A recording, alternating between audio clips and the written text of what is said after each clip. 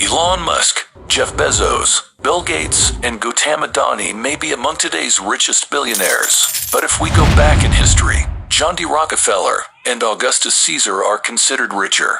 But imagine someone whose wealth, built on gold, salt, and land, far exceeded many names you know today.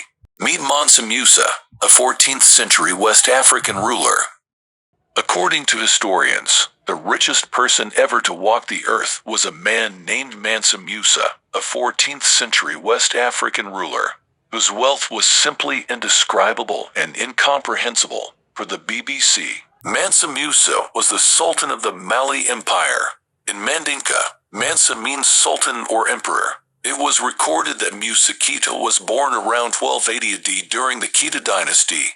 He was born into a family of rulers and came into power in 1312 AD when his brother Mansa Abu Bakr abdicated the throne to go on an extravagant expedition at sea.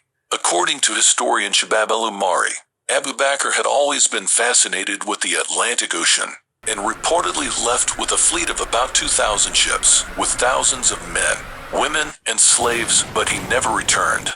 Mansa Musa became the 9th Sultan of the West African Kingdom, which was already considered very wealthy by the time he ascended. His kingdom was rich in salt, gold, and land. Historians estimate that the Mali Empire was at that point the largest gold producer in the world, owning more than half the world's total supply, according to the British Museum. With Musa on the throne, the kingdom only continued to expand phenomenally, thanks to his work in expanding trade in the region.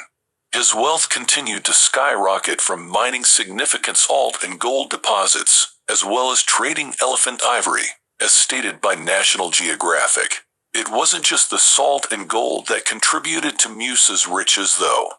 Under his rule, the kingdom grew immensely, stretching over 3,000 kilometers, 1,864 miles from the Atlantic Ocean to modern-day Niger, annexing over 24 cities, including Timbuktu.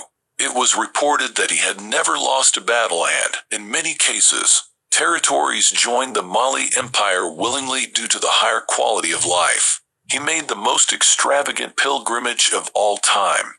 As a devout Muslim, Musa began his voyage to Mecca from 1324-1325, which is now referred to as the most extravagant pilgrimage in human history. According to Magnates Media, Musa had a vision to get his name out to the world, and this 6,500 kilometers desert pilgrimage was the perfect opportunity to do so.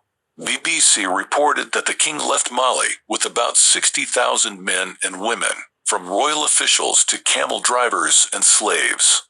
It was reported that much of these travelers were decked in head-to-toe Persian silk and gold brocade, including the slaves. The camels, about 100 of them, meanwhile, carried bags of pure gold. How else did he splash his gold?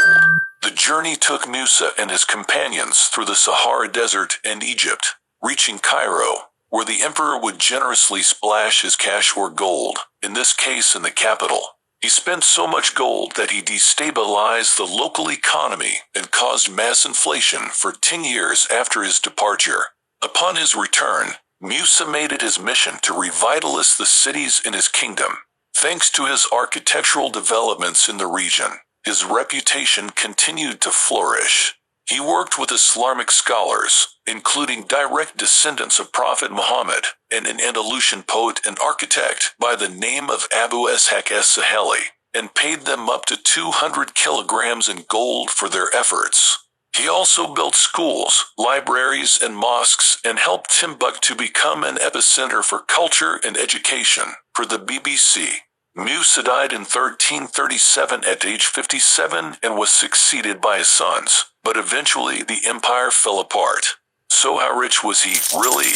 Some estimates put Mansa's modern-day net worth at $400 billion to $500 billion, though it can be difficult to fairly calculate a fortune based on gold, salt, and land.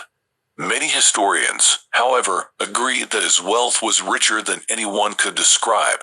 Nevertheless, Mansa Musa will be remembered not just for his mountains of gold, but also for his generosity and commitment to his Islamic faith. promotion of education, and financing his empire's greatest cultural developments.